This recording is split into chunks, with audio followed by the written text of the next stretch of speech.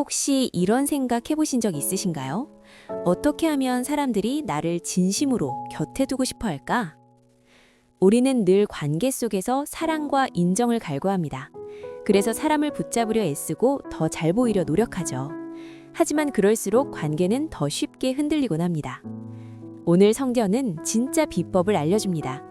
사람을 붙잡는 게 아니라 하나님 앞에서 신뢰받는 사람이 되는 것. 이것이 본질입니다. 평생 곁에 두고 싶은 사람이 되는 5가지 성경적 원리. 지금 바로 시작합니다. 오늘 여러분께 아주 소중한 질문 하나를 드리고 싶습니다. 혹시 이런 생각을 해보신 적 있으신가요? 어떻게 하면 사람들이 나를 진심으로 곁에 두고 싶어 할까? 어떻게 하면 오래오래 함께 할 수 있는 사람이 될 수 있을까? 우리는 살면서 늘 관계 안에서 살아갑니다. 가족, 친구, 동료 공동체, 그 관계 속에서 우리는 사랑받고 싶고 인정받고 싶습니다. 그런데 오늘 성경은 우리에게 놀라운 한 가지를 알려줍니다. 사람을 붙잡으려고 하지 말라는 것입니다. 그것이 아니라 하나님 앞에서 신뢰받는 사람이 되는 것, 이것이 오히려 사람을 끌어모으는 진짜 비법입니다. 평생 곁에 두고 싶은 사람이 되는 5가지 성경적 원리, 지금 함께 나눕니다. 오늘 이 말씀이 여러분의 마음에 깊은 은혜와 소망이 되기를 바랍니다. 첫 번째 비결은 말에 무게가 있는 사람입니다. 우리의 말은 생각보다 훨씬 큰 힘을 가지고 있습니다. 잠언 18장 21절 말씀입니다. 혀는 살리기도 죽이기도 하는 힘을 가졌으니 혀를 놀리기 좋아하는 자는 그 대가를 받을 것이다. 에베소서 4장 29절에서도 말씀하십니다. 무릇 더러운 말은 너희 입 밖에도 내지 말고 오직 덕을 세우는 데 소용되는 대로 선한 말을 하여 듣는 자들에게 은혜를 끼치게 하라. 말에 무게를 둔다는 것이 어떤 것일까요? 험담을 절대 공유하지 않는 것입니다. 누군가의 단점을 옮기는 말은 관계를 가장 빨리 무너뜨리는 독입니다. 반대로 한마디의 존중이 묻어나는 말을 하는 사람 곁에는 언제나 사람이 모입니다. 하나님은 우리의 입술이 사람을 살리는 도구가 되기를 원하십니다. 두 번째 비결은 조언보다 이해를 먼저 주는 사람입니다. 야고보서 1장 19절 말씀입니다. 사랑하는 형제 여러분, 다른 사람의 말을 빨리 듣고 자신의 말은 천천히 하십시오. 쉽게 화를 내지 말기 바랍니다. 사람들이 진정으로 원하는 것이 무엇인지 아십니까? 조언이 아닙니다. 정답도 아닙니다. 사람들은 이해받고 싶어 합니다. 그건 이렇게 해야지 라는 차가운 조언 대신 정말 힘들었겠다 라는 깊은 공감의 한마디, 그 순간 견고한 관계가 시작됩니다. 로마서 12장 10절은 이렇게 말합니다.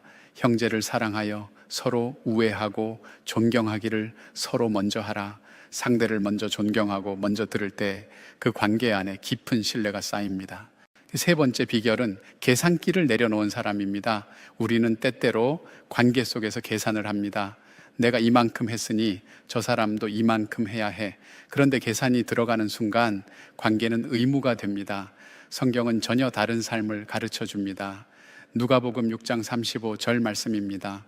너는 원수를 사랑하고 좋게 대하며 되돌려 받을 생각을 하지 말고 꾸어 주어라.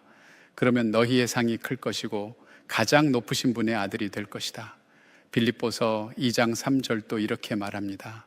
아무 일에든지 다툼이나 허영으로 하지 말고 오직 겸손한 마음으로 각각 자기보다 남을 낮게 여기라.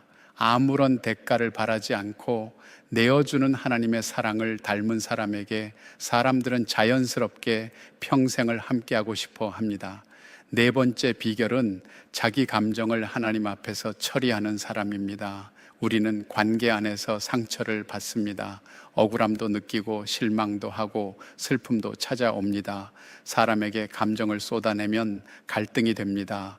그러나 하나님께 쏟아내면 위로가 됩니다. 시편 62편 8절 말씀입니다. 사람들이여 항상 하나님을 굳게 믿으십시오.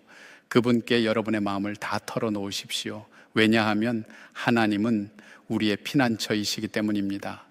주님 앞에서 마음을 정리한 사람은 다른 사람에게 평안을 주는 안식처가 됩니다.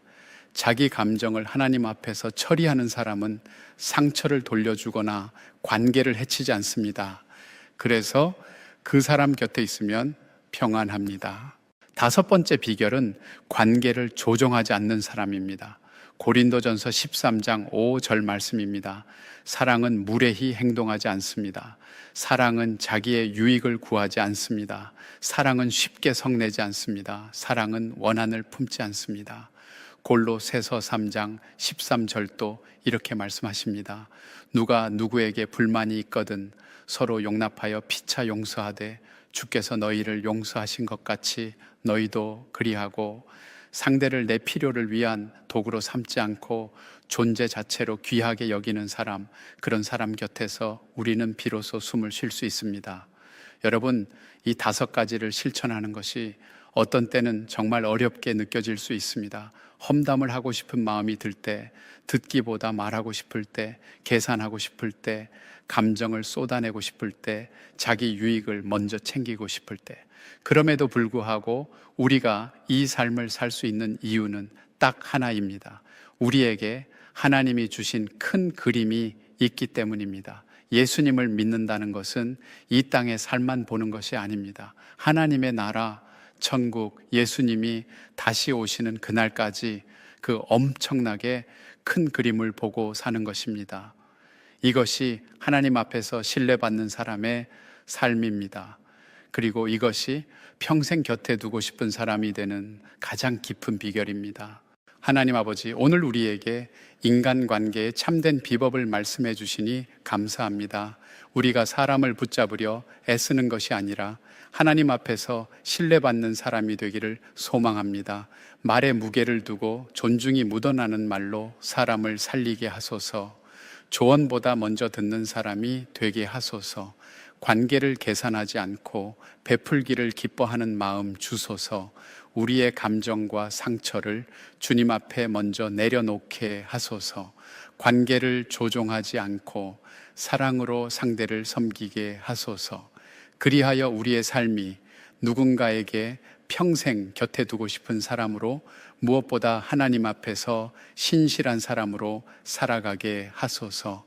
예수님의 이름으로 기도드립니다. 아멘. 지금부터 잠시 묵상 기도의 시간을 갖겠습니다.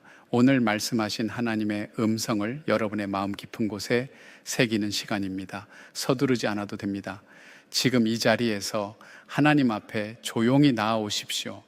말에 무게를 두고 먼저 듣고 계산하지 않고 감정을 하나님 앞에 내려놓고 관계를 조종하지 않는 삶, 오늘 이 다섯 가지 말씀을 붙들고 하나님께 여러분의 마음을 올려드리십시오.